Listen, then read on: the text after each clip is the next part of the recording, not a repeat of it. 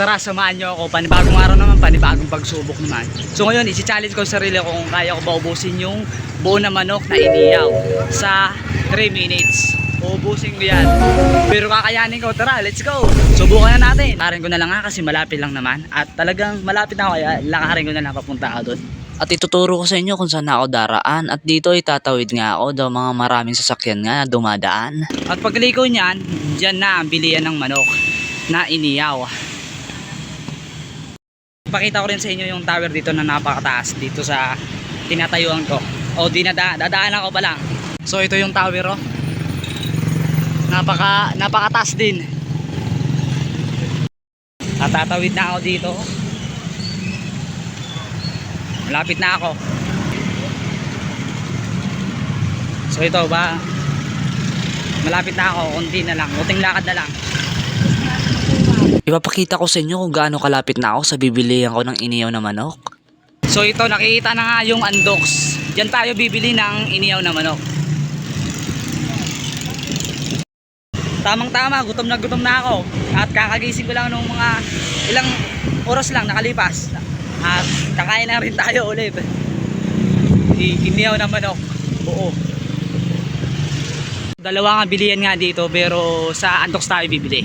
Service ay masarap din yan kasi nakakatim lagi ako dyan.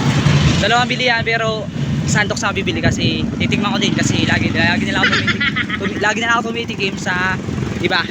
Kaya dito naman. At dito ay tatanungin ko na kung magkano nga buo na manok. Boss, magkano yung buo na manok na iniyaw?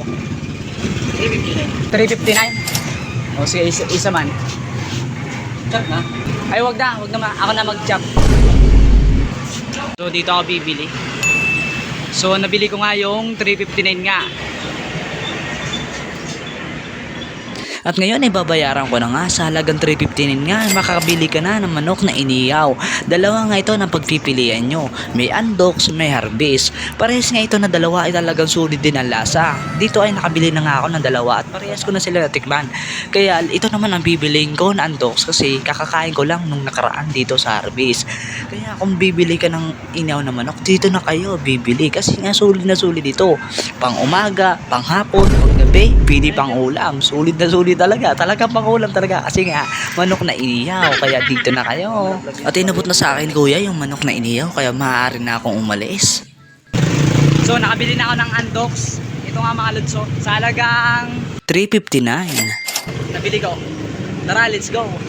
At ipapakita ko sa inyo ang sintro ng bulan. Napakarami na nga ang tao dito kasi nga palapit na nga ang pista dito sa bulan. At makikita nyo dito na ito na nga ang sintro.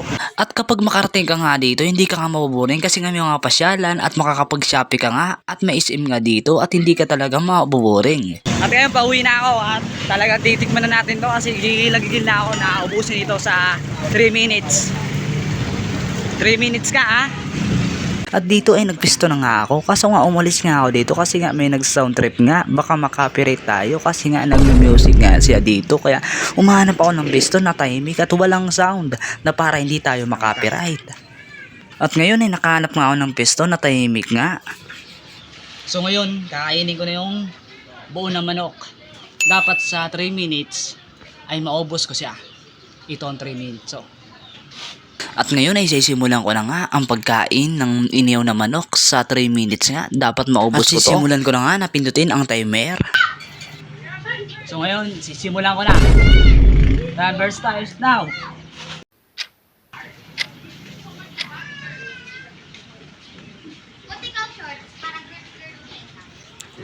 At nung una kung titignan ay parang madali lang nga kasi nga pag titignan mo na parang hindi naman masyado kalakihan ang manok, pero pag kinagat mo na talagang mapapabagal talaga kapag kinakagat kasi kailangan mo rin durugin kapag kinagat para hindi ka mabilaukan.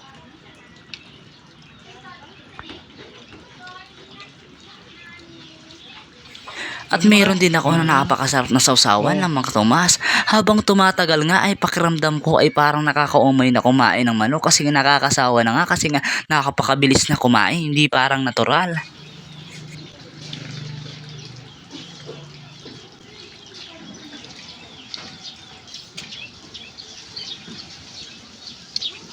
2 minutes and 7 seconds.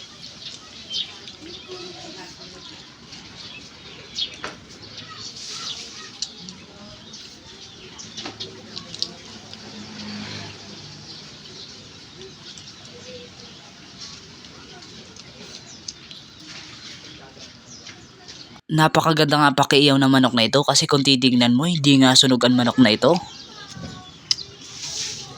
Hindi pala madali ang challenge na ito kasi ang mga parte ng katawan ng manok ay mga matitigas din. Hindi pala madali ang challenge na ito. 1 minute and 27 seconds. Habang tumatagal nga ay napupuno na nga ang bibig ko nga ng manok na inihaw at talagang di pa nga nauubusan una kong kinakain. Kasi nga pasunod-sunod nga ang subo ko nga dahil inahabol ko nga yung oras. At makikita nyo dito na ang manok ay di ko pa nga nauubos kasi nga kulang-kulang pa nga at marami pa nga hindi pa nahahati. At dito nga tumigil muna ako pansamantala sa pagsubo ng manok na ito kasi nga may mga manok pa ako sa bibig ko para nga mabilis ko malunok ang manok na ito kapag di mo na ako ng subo. At mayroon na lang ako natitira ng 54 second.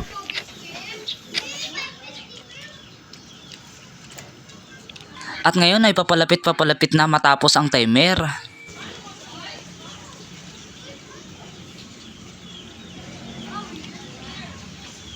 At hindi talaga maiwasan na mapuno ang bibig. Hindi pala madali. Puno na yung anak ko, bibig ko.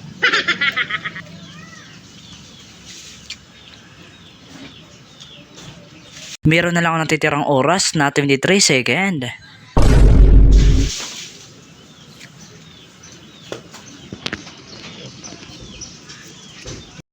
Ito ay patay oras na nga, matatapos na nga ang timer.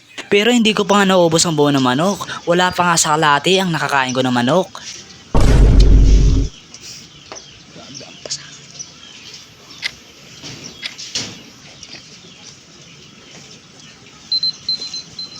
Natapos na nga ang timer pero hindi ko nga naubos ang buo ng manok. Kaya nga nabigo ako sa challenge na ito. Kaya pasensya na mga lods. So ngayon sobrang nag-enjoy nga ako sa challenge na ito kahit hindi ko naubos ang buo ng manok. At talagang sulit dahil nakakain ako ng manok na buo. Pero talagang nabigyan din nyo ako ng pagsubok na ubusin ng manok. Pero pasensya na kung di ko naubos ang buo ng manok. Kaya salamat din mga lods. At dito ay pinadaan ko na nga si Kuya Joshua. Shout out nga pala sa iyo Kuya Joshua. Napakamabuting tao nga nito dito sa amin. At isa rin siyang teacher at guro na tumuturo din sa ibang lugar. Hindi talaga madali yung challenge na kaya nito sa 3 minutes na buo ng manok. Talagang hindi sumapat yung 3 minutes kasi yung mga parte ng katawan ng ibang manok nito ay talagang mga titigas din kaya medyo tumagal din. Buo ng manok. Tignan yung mga lads, malaki na manok pa. Napakalaki pa nga na manok ko natira. Hindi ko pa naubos. Sa 3 minutes, marami pa, talagang mahal pa. Puno na yung bibig ko pero hindi ko pa naubos. At dito mga lods, makikita nyo dito na napakalaki pa na manok ang natira at kunti lang nga nakain ko. At dito ay sumabay pa rin yung sausawan na mang tumaas at naging masarap nga dahil ang sausawan na ito. At hindi nga sumapat yung 3 minutes kasi nahirapan ako na lunukin na kaagad-agad. At dahil napakatigas ang manok na ito ng mga parting katawan na ito ay hindi talaga sumapat. Dahil may mga malalambot at may mga titigas kaya medyo nahirapan din ako nakagatin na ito at may nahirapan din ako na lunukin. Kaya may natitira pa sa aking bibig ng mga manok. At ipapakita ko sa inyo mga lods na 3 minutes talaga ang ginamit ko na timer o minuto. Mga lads, hindi ko pa naubos. Pero meron tayong mga tumas. Kaya, pero sulit talaga kung bibili ka ng Andox. Talagang sulit talaga yung manok. At dito ay makakapili kayo. May lechon, may bangus, may barbecue, may prito, at kung ano-ano pa. At talagang hindi ka talaga mabibiting kasi malaki talaga. Talagang sulit daw. At suwak na suwak ang panlasa na ito. Pang pamilya, pang banding, pang tropa, pang outing. Pwede pang baon sa school, pwede pang baon sa trabaho. Kaya, kung bibili ka ng Andox, talagang di ka magsisisi. At kung saan ito matatagpuan, dito lang yan sa Sunit, Bulan, Sorsogon. Dalawa nga ito, may Harvest, may Andox, at kung gusto nyo ng iniyaw, kaya dito na. At ito natira mga lods sa manok, ay pang ulam ko na lang nga ito mamayang gabi kasi nga para di na ako pumili ng ulam. At talagang malaki pa ito, kaya sobrang sobra pa ito. Nagpapasalamat nga pala ako sa mga nanonood at nagtapos ang video na ito at umabot sa hanggang dulo. Hanggang sa muli mga lods. Paalam mga lods, hanggang sa muli.